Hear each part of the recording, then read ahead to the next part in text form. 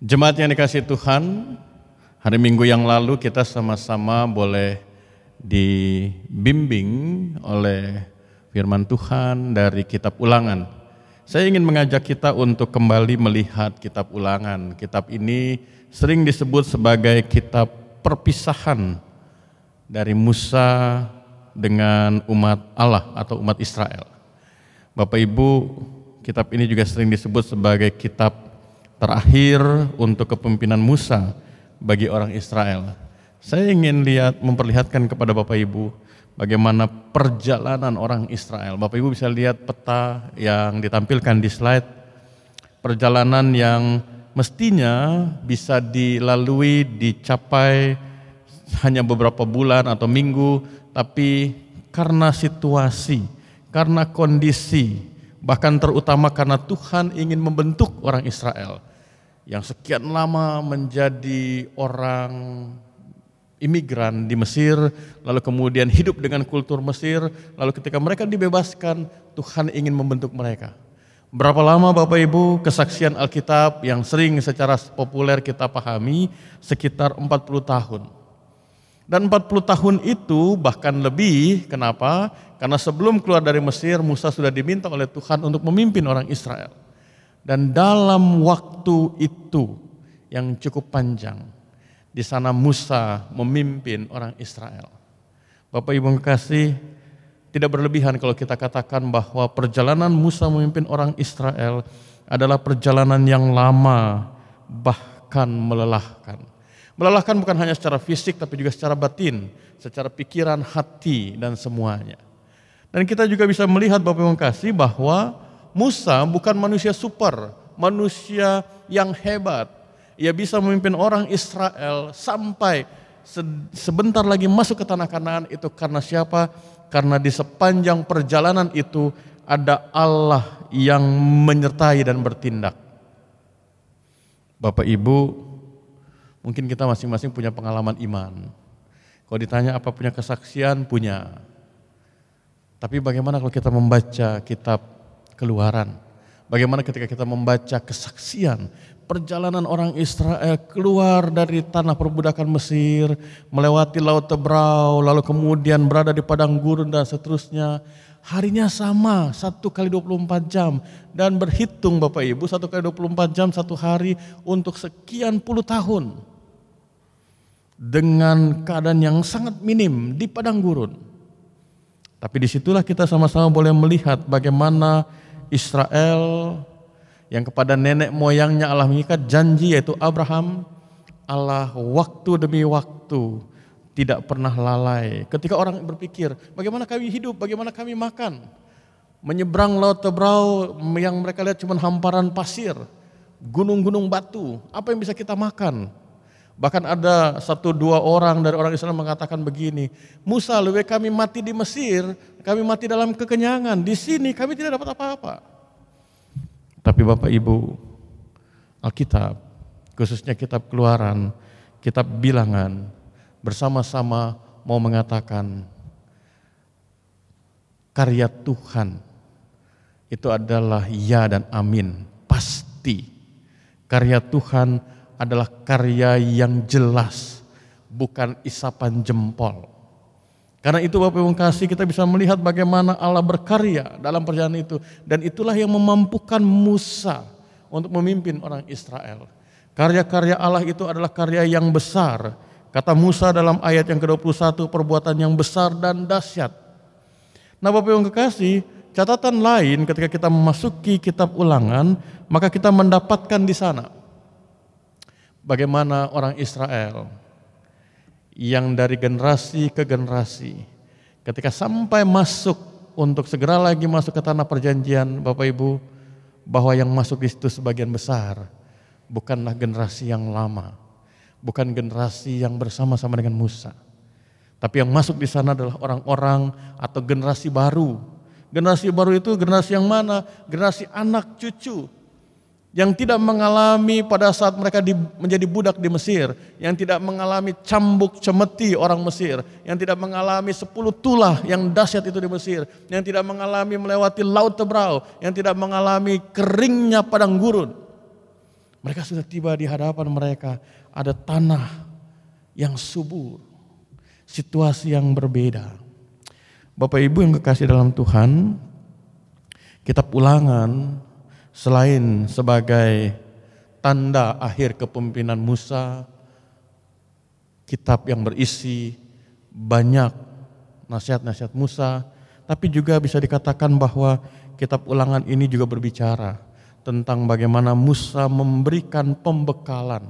Jadi nasihat itu adalah bentuk pembekalan Musa kepada generasi baru yang tiba sebentar lagi masuk ke tanah perjanjian, tapi generasi ini tidak pernah tahu tanah perbudakan, tidak pernah punya pengalaman di tanah perbudakan.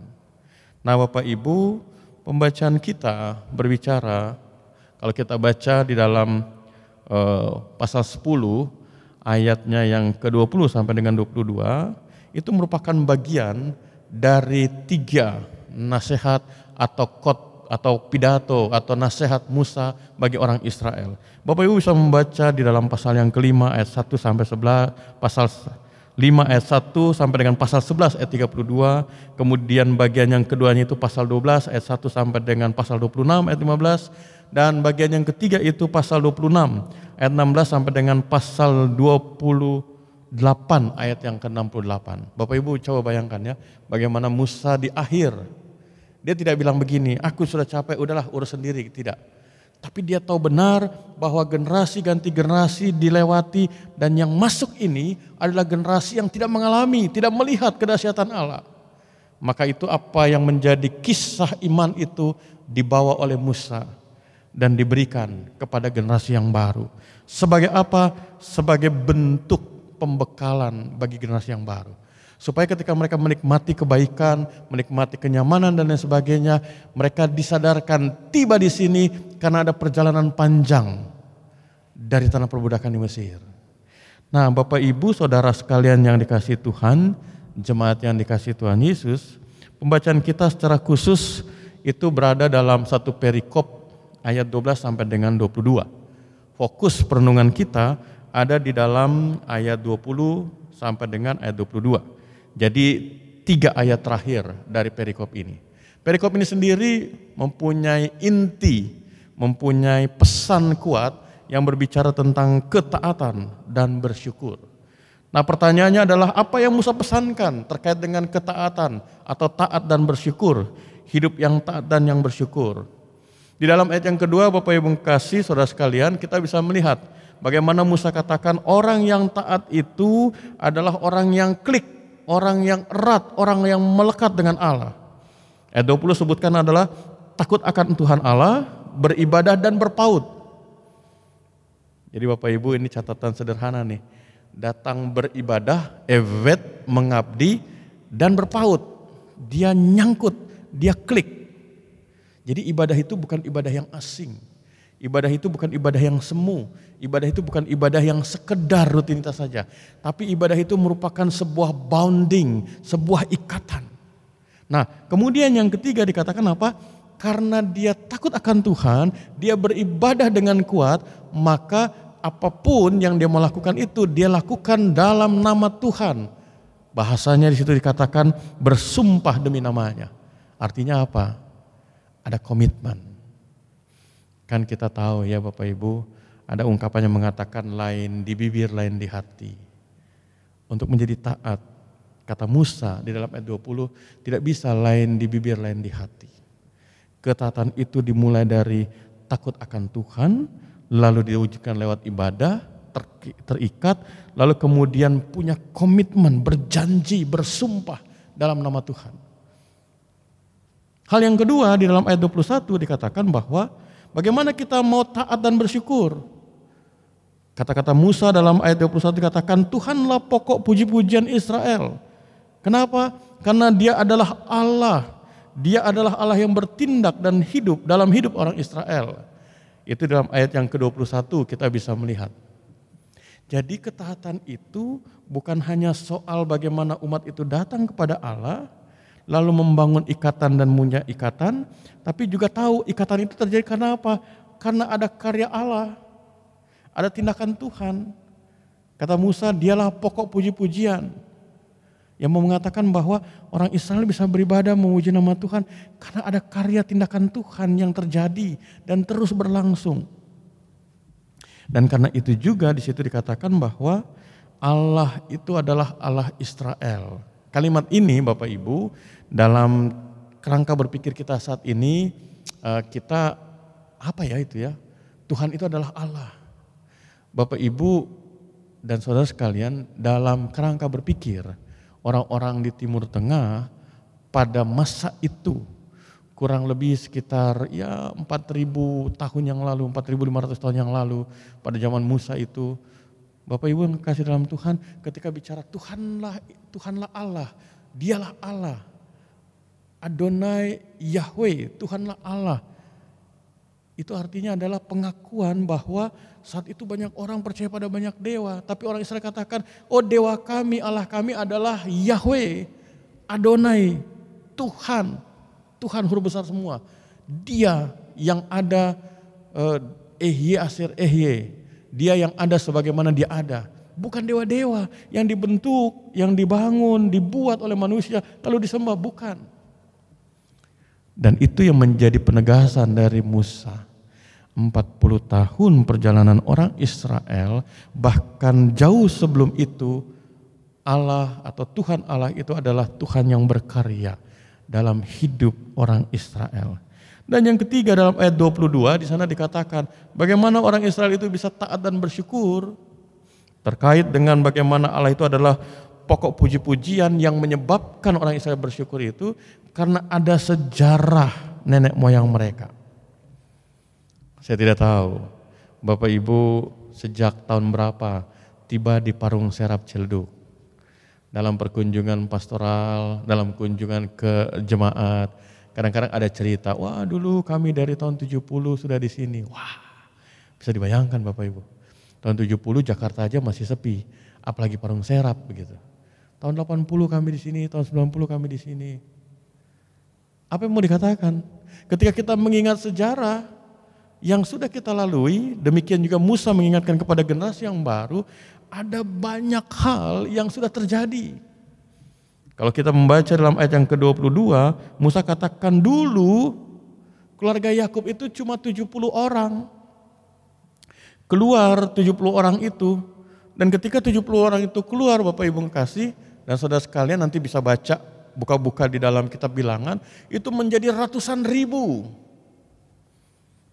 Padahal kalau kita membaca kitab Keluaran, maka di sana sebenarnya orang Israel berada dalam bahaya yang namanya genosida, genosid, yang artinya apa?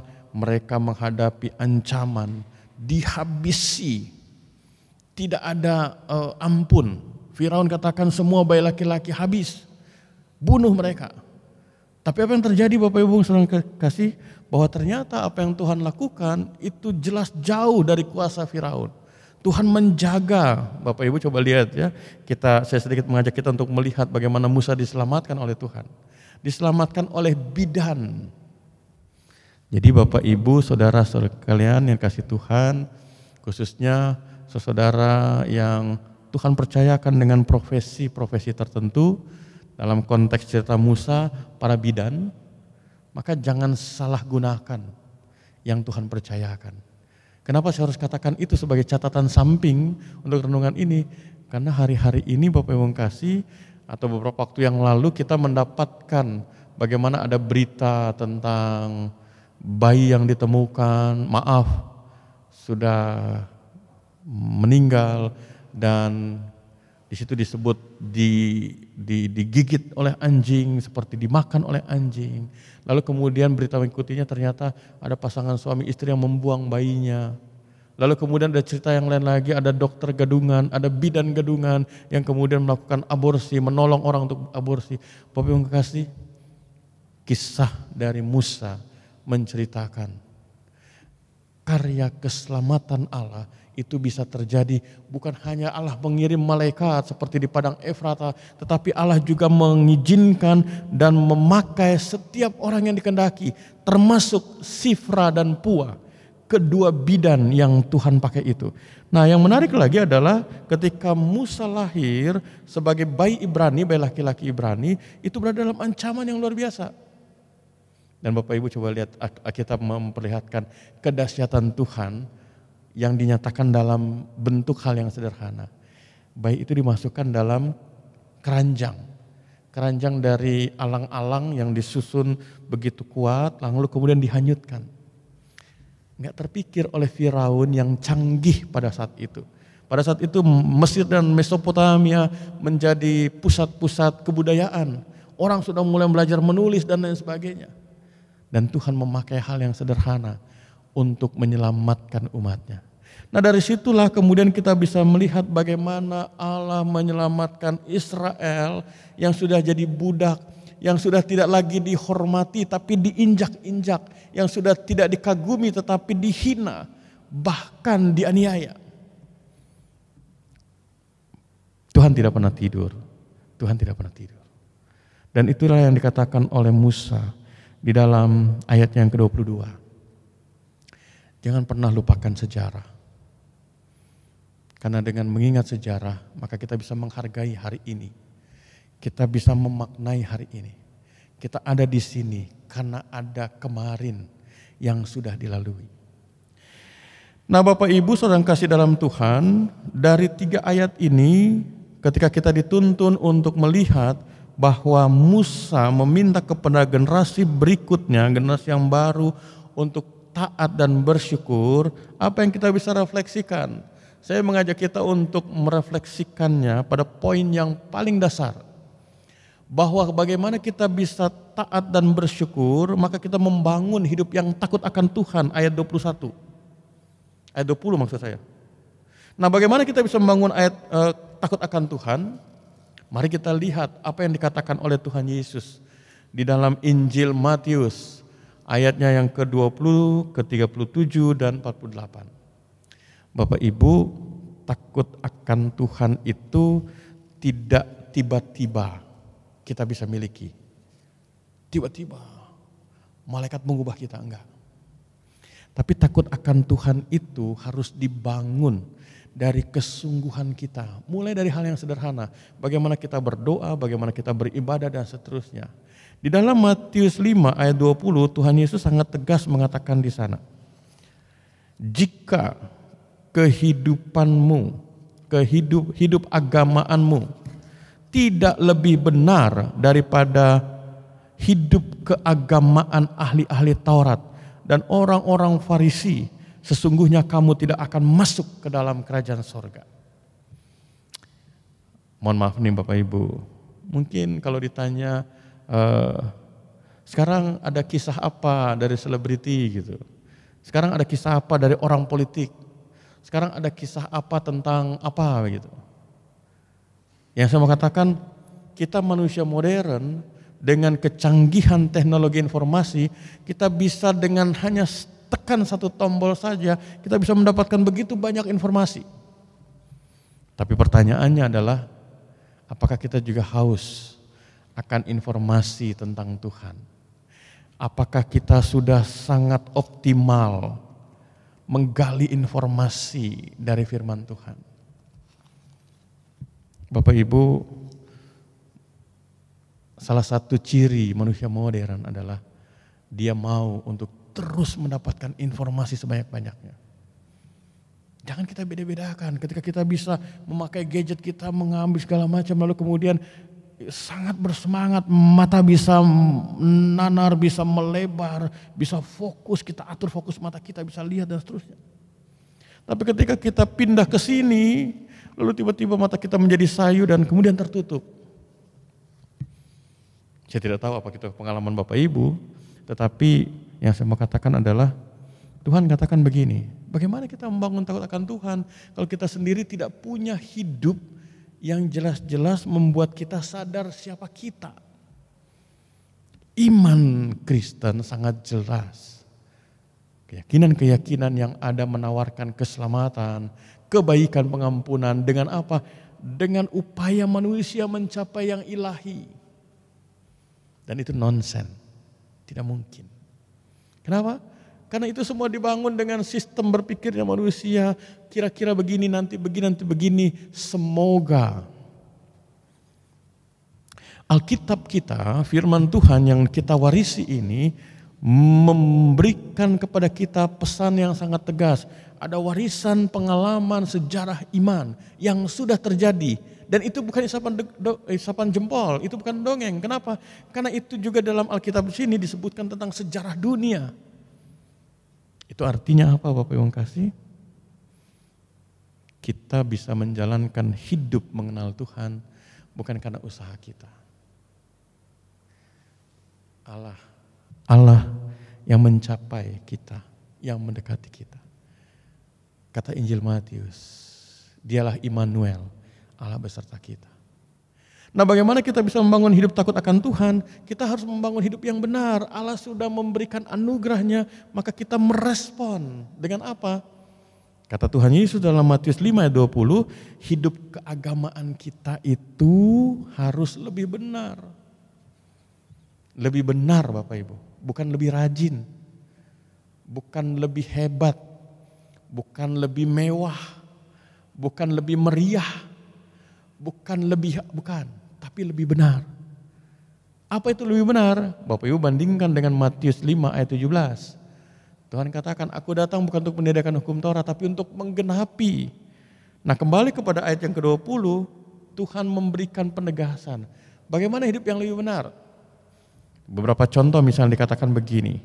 Kamu telah mendengar yang difirmankan pada nenek moyang, jangan membunuh, siapa yang membunuh harus dihukum. Ketika mendengar kata-kata itu, membunuh di kepala sini, maka yang terbayang adalah saya pegang senjata tajam, senjata api, melukai bahkan menghilangkan nyawa orang, membunuh. Ini pengertian kata Tuhan lebih benar. Apa kata Tuhan? Tetapi aku berkata kepadamu, setiap orang yang marah terhadap saudaranya harus dihukum.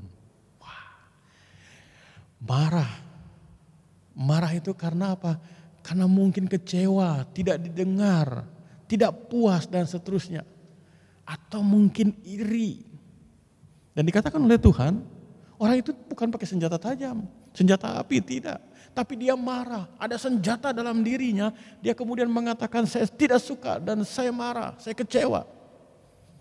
Pernah saya dengar kawan pendeta curhat, saya sedih. Kenapa? Ya ada rekan sepelayanan, ada anggota jemaat yang pernah kecewa, lalu dia katakan begini, wah selama pendeta ini melayani saya tidak akan beribadah. Waduh. Bapak Ibu yang kasih, apa yang dilakukan? Kata Tuhan, hidup yang lebih benar itu bukan dilihat dari fisiknya, lahiriah. Saya tidak pegang senjata. Saya bisa disebut bukan pembunuh. Tapi kata Tuhan, kalau hidup keagamaan mau lebih benar, maka bukan soal senjata di tangan saya. Tapi senjata di hati saya. Orang tidak lihat, tapi saya tahu Tuhan lihat. Mungkin kata-kata saya bisa bagus, wah berdoa juga mantap, merdu dan lain sebagainya, bersikap senyumnya manis, paling manis. Tapi hati tidak. Kata Tuhan, disitulah tantangan orang yang mau takut akan Tuhan. Bahwa dia tahu, mungkin manusia tidak tahu tapi Tuhan tahu. Lalu apalagi Bapak Ibu saudara kasih dalam Tuhan, dikatakan di sana kalau ada yang seperti itu, dia marah bahkan mengatakan yang lain kafir, mengejek dan lain sebagainya, lalu kemudian dia punya persoalan, maka kata Tuhan, kamu tidak layak untuk bawa persembahan. Bapak Ibu coba lihat, takut akan Tuhan itu jelas detailnya, hidupnya lebih benar. Kemudian yang lain dikatakan oleh Tuhan, kamu telah mendengar firman jangan berzina. Tetapi aku berkata kepadamu setiap orang memandang perempuan serta menginginkannya sudah berzina dengan dia di dalam hatinya. Bapak Ibu coba lihat ya, ini kata-kata Tuhan dengan menegaskan hidupmu harus lebih benar. Orang Farisi, orang ahli Taurat itu dia pelajari dan dia jaga. Ingat ya kisah atau peristiwa ketika pagi-pagi benar Yohanes pasal 8 ahli Taurat, pemimpin agama itu tarik seorang perempuan, kata Injil Yohanes pasal 8, yang kedapatan berzina. Secara hukum Taurat mereka benar. Tapi kata Tuhan, apakah mereka sungguh-sungguh benar? Ternyata tidak. Apa ukurannya Bapak Ibu? Nanti setelah ibadah ini bisa baca Yohanes 8. Ukurannya ketika mereka bilang menurut hukum Musa rajam, jelas legalitasnya. Tapi Tuhan katakan, oke, betul. Sekarang yang tidak berdosa, silakan lempar batu duluan. Lihat, hidup lebih benar. Dan Bapak Ibu, Injil Yohanes tidak menutup-nutupi. Satu persatu meninggalkan perempuan yang kedapatan berzina. Bapak Ibu, seringkali jubah-jubah kita, jabatan-jabatan kita, status kita pakai bukan untuk membawa damai sejahtera, tapi justru untuk menghakimi orang lain. Bahkan dengan status dan jabatan itu, kita seringkali mengatakan, oh saya lebih benar. Secara luar, kita kelihatannya istimewa. Padahal di dalam bobrok, Tuhan tidak menghendaki seperti itu. Takut akan Tuhan dimulai dengan membangun hidup yang benar. Ayat yang ke-37 Tuhan Yesus katakan, jika ya katakan ya, jika tidak katakan tidak. Membangun hidup yang benar itu adalah hidup yang memang dipertanggungjawabkan pada Tuhan. Karena itu dalam ayat yang ke-48 dikatakan apa? Haruslah kamu sempurna. Bapak Ibu jangan terlena dengan waktu kehidupan kita. Gak apa-apa saya sehat-sehat, gak apa-apa saya aman-aman. Jangan. Karena waktu bukan milik kita. Saat ini Bapak Ibu Saudara sekalian mendengar firman, saat ini masih dalam keadaan baik dan sehat, itu kesempatan yang Tuhan berikan. Mau takut akan Tuhan, bangun hidup saudara Bapak Ibu sekalian benar di hadapan Tuhan. Bukan untuk mendapat pujian di hadapan manusia.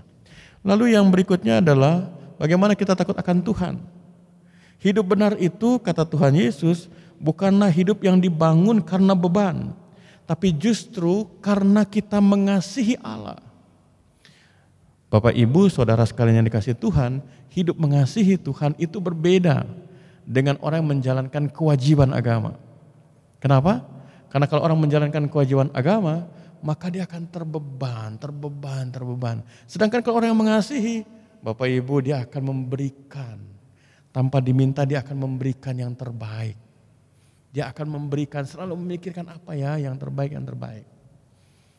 Dan Tuhan Yesus katakan itu ketika seorang muda bertanya, guru hukum mana lagi yang harus kupenuhi? Kata Tuhan, kasihilah Tuhan Allahmu. Bapak Ibu perhatikan ya, di dalam ayatnya yang ke-37, kasihlah Tuhan dengan apa? Dengan hati.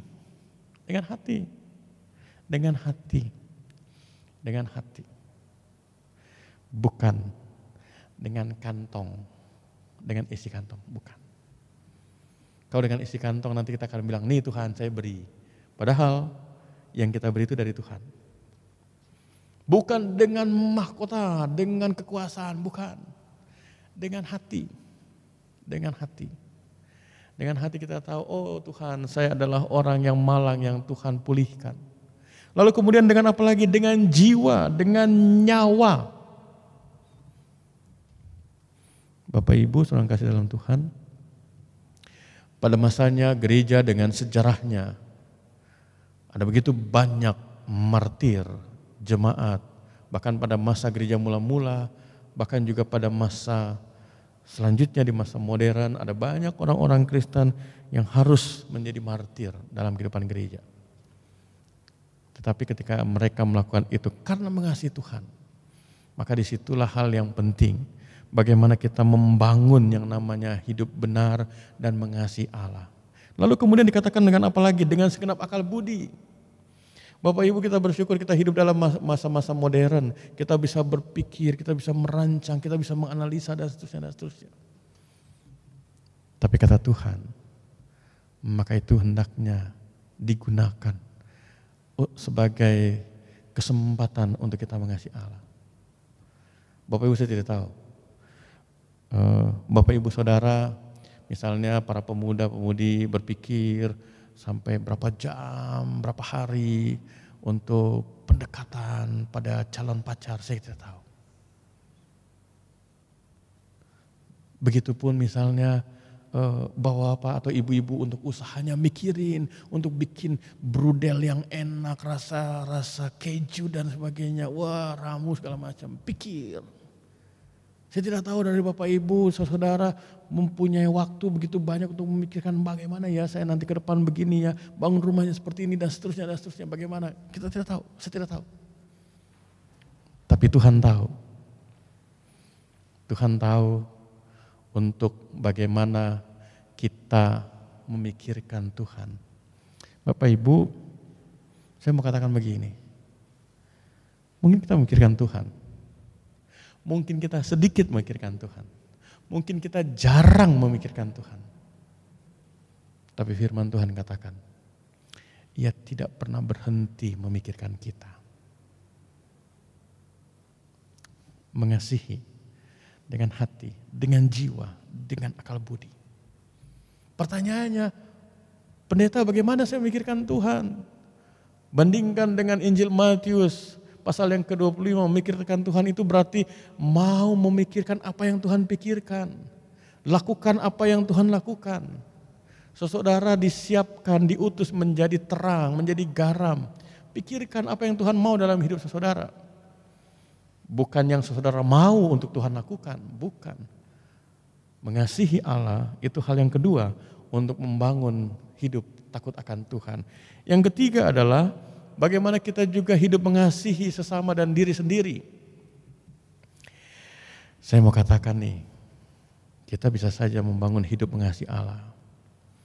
Tapi kalau kita tidak mengasihi sesama, sebagai perwujudan kita mengasihi Allah, itu kata Tuhan dalam Injil Matius pasal 22, hukum yang sama dengan itu, kasihilah sesamamu seperti dirimu sendiri. Tuhan mau mengatakan begini, kalau engkau bisa mengasihi Allah dengan begitu baiknya, harusnya kasih itu menjadi dasar, landasan, kekuatan untuk engkau mengasihi sesamamu. Tidak benar kalau ada orang atas nama kesetiaan pada Tuhan justru merusak hubungannya dengan sesama. Tidak benar. Tidak benar kalau misalnya ada seorang pendeta atau seorang penatua diaken atau seorang pelayan PAPT, pengurus unit misioner dan lain sebagainya. Oh, saya melayani, saya mengasihi Tuhan. Tapi di rumah berantem sama pasangannya, ribut sama anak-anaknya, rumah tangganya enggak beres, ribut dengan kawan kerjanya, dengan teman sekolahnya dan sebagainya. Enggak. Takut akan Tuhan diukur dengan relasi kita dengan sesama. Orang akan lihat, kok orang ini kalau berdebat, kalau ada ini tidak terpancing ya. Kalau ada orang ribut-ribut, dia justru memberi solusi. Itu ukuran orang yang takut akan Tuhan. Bagaimana dalam setiap kesempatan relasinya, dia justru memberi solusi. Bukan merusak, bahkan membuat semakin rusak. Nah, pada akhirnya kita bisa melihat takut akan Tuhan akan membuat kita menjadikan hidup ini sebagai hidup yang memuliakan Tuhan. Bapak Ibu saudara kasih dalam Tuhan, Paulus katakan dalam Roma pasal 11 ayat yang ke-36. Sebab segala sesuatu adalah dari Dia dan oleh Dia dan kepada Dia.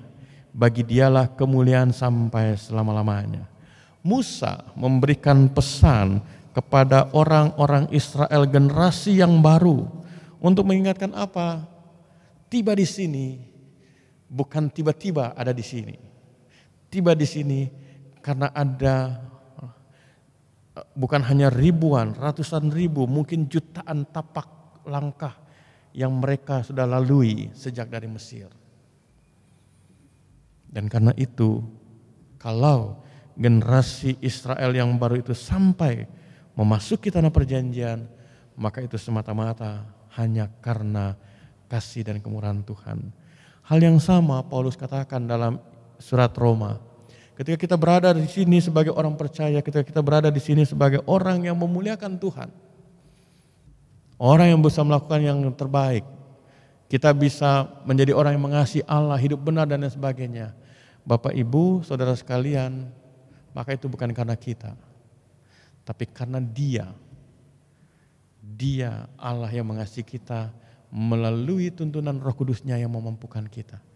Bapak Ibu Saudara bisa menjadi saksi, bisa menjadi teladan, bisa menjadi contoh dalam hidup keluarga besar, dalam hidup bermasyarakat, bertetangga dan lain sebagainya. Dan kata Paulus, semua adalah dari Dia, oleh Dia, dan kembali kepada Dia. Bapak Ibu yang kasih dalam Tuhan, dari sini saya ingin mengajak kita untuk melihat begini. Apa yang menjadi pesan dari Musa kepada orang Israel, khususnya generasi yang baru? Bapak Ibu coba lihat ya di slide ini. Rasanya teduh sekali ya ketika kita melihat pemandangan, ada gunung, ada sawah, suasananya teduh dan lain sebagainya. Foto ini bukan fantasi, bukan imajinasi. Kita harus bersyukur bahwa untuk kita Indonesia, foto ini adalah realitas, kenyataan. Pertanyaannya adalah sebagai pertanyaan kritis, apakah kenyataan ini akan tetap menjadi kenyataan? Satu waktu, kalau kita sebagai warga, anggota keluarga bangsa Indonesia ini tidak bertanggung jawab dan tidak takut akan Tuhan, maka bukan tidak mungkin realitas itu, kenyataan itu akan menjadi impian. Anak-anak cucu kita mungkin tidak akan menikmati lagi situasi seperti yang di foto ini. Bapak Ibu yang kekasih dalam Tuhan dan saudara sekalian, di bulan ini kita sebagai bangsa Indonesia akan merayakan 75 tahun hidup merdeka sebagai bangsa yang merdeka. Hari Minggu, Vikaris Kristi sudah menuntun kita untuk melakukan perenungan atas hidup merdeka bangsa kita. Pembukaan Undang-Undang Dasar 45 mengatakan secara tegas, atas rahmat dan berkat Allah, maka kita boleh menerima kemerdekaan itu. Nah, bagaimana merdeka itu bisa diisi? Bagaimana merdeka itu bisa menjadi kenyataan yang menyenangkan? Pesan Musa kepada generasi Israel yang baru itu mengingatkan kita harus membangun hidup takut akan Tuhan. Salah satu tokoh di Indonesia mengatakan begini, tahun lalu, mulai dari 2017, beliau katakan begini, di Indonesia ini luar biasa. Kenapa? Tuhan sudah tidak ditakuti. Tuhan dipermainkan, Tuhan apa segala macam-macam lah begitu. Bapak Ibu masih ingat ya, saya tidak perlu sebutkan lagi peristiwa di tahun 2017, Pilkada DKI dan lain sebagainya. Tuhan dipermainkan, Tuhan dipermalukan, Tuhan dibohongi katanya. Wah. Tapi itu kan di masyarakat Bapak Ibu. Apakah kita juga seperti itu? Harusnya tidak. Itu peristiwa di tahun 2017. Indonesia dibangun sejak tahun 1945. Bahkan sebelum itu, jauh sebelum itu, leluhur-leluhur kita membangun negeri ini dengan satu harapan ke depan. Termasuk kita di sini sekarang sebagai generasi. Dan apalagi kita sebagai orang beriman, maka kita percaya keberadaan kita saat ini bukan semata-mata karena usaha manusia. Kita tidak tahu. Setelah 2020 ini, 2021 bagaimana negara kita, bangsa kita, hidup dunia ini kita tidak tahu. Tapi yang pasti ketika kita merenungkan firman Tuhan pada malam hari ini, kita bersama-sama sebagai ayah, sebagai suami, sebagai ibu, sebagai istri, sebagai orang tua, sebagai anak-anak, pemuda, remaja, kita semua sebagai lansia, kita semua diminta untuk membangun, meneruskan hidup takut akan Tuhan. Hidup yang benar di hadapan Tuhan, hidup yang mengasihi Allah, hidup yang mengasihi sesama, hidup yang memuliakan nama Tuhan. Jika kita membangun hidup takut akan Tuhan, maka percaya bahwa hidup merdeka bangsa kita tidak menjadi sia-sia. Merdeka bukan hanya secara fisik, tapi merdeka dalam arti keutuhan hidup. Orang yang takut akan Tuhan akan menghargai dan memaknai kemerdekaan itu. Ia tidak akan menjadi penjajah bagi sesamanya, tapi ia akan menjadi pembebas bagi sesamanya. Ia tidak membawa sengsara bagi sesamanya, tetapi dia membawa sejahtera bagi sesamanya. hidup takut akan Tuhan akan menjadi hidup yang memuliakan nama Tuhan dan menjadi berkat bagi sesama. Bersyukur untuk Indonesia 75 tahun kemerdekaan. Bersyukur untuk hidup kita semua. Mari dengan pertolongan Roh Kudus, Bapak Ibu Saudara sekalian, kita bersama-sama boleh menjadi pribadi yang dipakai oleh Tuhan untuk menjadi garam dan terang bagi negara dan bangsa kita. Tuhan memberkati kita semua. Amin. Kita akan menyambut pemberitaan firman Tuhan dari Kidung Jemaat nomor 367. Kita nyanyikan bait 1 dan bait yang ke-6.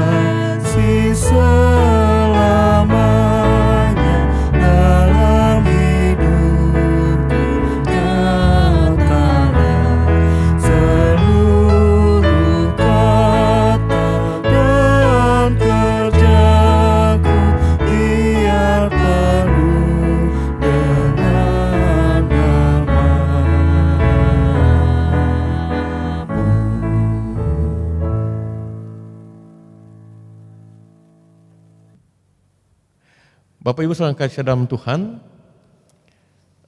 kita akan masuk dalam doa syafaat.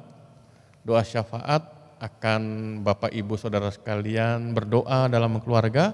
Pokok-pokok doanya nanti Bapak Ibu tolong bagi kepada anak-anak dan itu didoakan dalam keluarga. Biarlah keluarga kita menjadi keluarga yang terus boleh berdoa, mendoakan keluarga, jemaat, bahkan bangsa ini. Setelah berdoa, nanti dilanjutkan dengan bagian ibadah lainnya, persembahan syukur, dan persembahan syukur itu juga ada persembahan atau dukungan untuk saudara kita yang terdampak COVID-19. Selamat melanjutkan ibadah keluarga malam ini, Tuhan memberkati Bapak Ibu Saudara sekalian. Amin.